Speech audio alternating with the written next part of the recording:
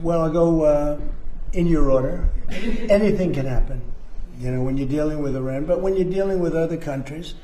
But that's a very volatile part of the world, probably the most volatile part of the world.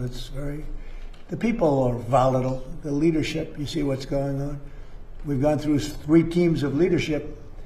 It's been we're military. There's never been a military like what we have. We could go another 2-3 weeks and just wipe everybody out. I'd rather not do that. Very easy to do. They're ready to do it. They want to do it. They want to do it. But if we can get something down in writing which will accomplish the same thing without killing everybody, I'd like to do that. Most of my people, I think, would like to do that. Some people wouldn't, but most of them would. But we had to take a detour as far as wishes for, and I'm very proud of that detour, you know. By the way, just to finish off on that, we had the strongest stock market in history, and I said we have no choice, we have to do it. I knew it would affect it, but I was very happily surprised when I saw that today we hit another stock market high. I mean, we have the highest stock market in history with a military conflict going on, or a war. Some people call it war, some people call it a military. It's not a big thing for us. We have a great military, it's not a big thing for us. But if I didn't do that, I spoke to people like Peter, great financial people, Scott and Howard and lots of others. I said, you know, we just hit the greatest stock market in history. Everyone's 401ks are the highest they've ever been. Everybody's making a lot of money.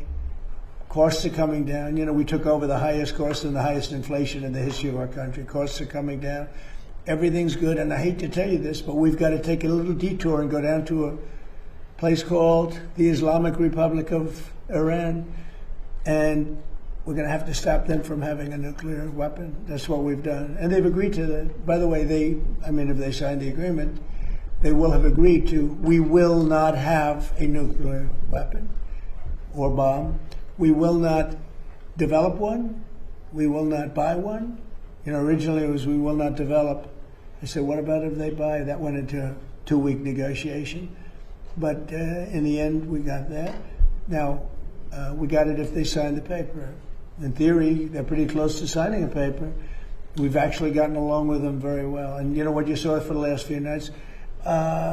It takes 2 to tango. You understand that. We hit them very hard on something else, unrelated. And so they were responding. But, and not very strongly. As far as birthday, as far as wishes, I want to just, we have a phrase, I think it goes down, I would think, in the history of our country, maybe the history of the world, is the greatest slogan or phrase ever.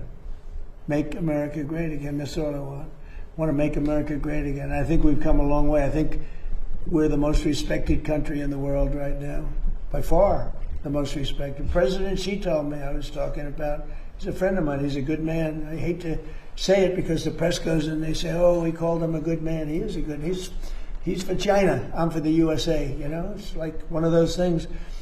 But we do very well now with China. When I came here, we're not doing well with China. My first term, when I inherited that, it was like what China was doing to us was incredible. I don't blame China. They took advantage of stupid people, really stupid people. So we're doing great. But the phrase, make America great again, that's all I want. Very simple phrase to think of. And I think it's the greatest in the history. I would say that's probably the greatest phrase in the history of the world, not only here. There's never been anything like it. Make America great again. That's what I've done, and we've made it great. In fact, in a way, I want to use it because I would never give it up. MAGA, it's too good. It's too good. It really is the Republican Party. That's why we're doing so well. That's why we, if you look at the Republican Party from before I came till now, this is a much different party. It's a much bigger party. We have many, many more people. And I think the thought, the mind, the thought is much different than it was 10 years ago. It's been, it's amazing. A much more powerful party, much different party, and a much more impactful party. Thank you very much. AI.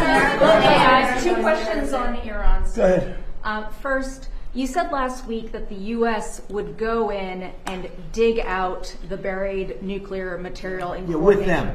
With them. Right. Did Iran actually agree to that? Well, it depends on what day you're talking about. They did agree, and then sometimes they agreed. Well, that's what I'm saying. That's one of the things we talk about.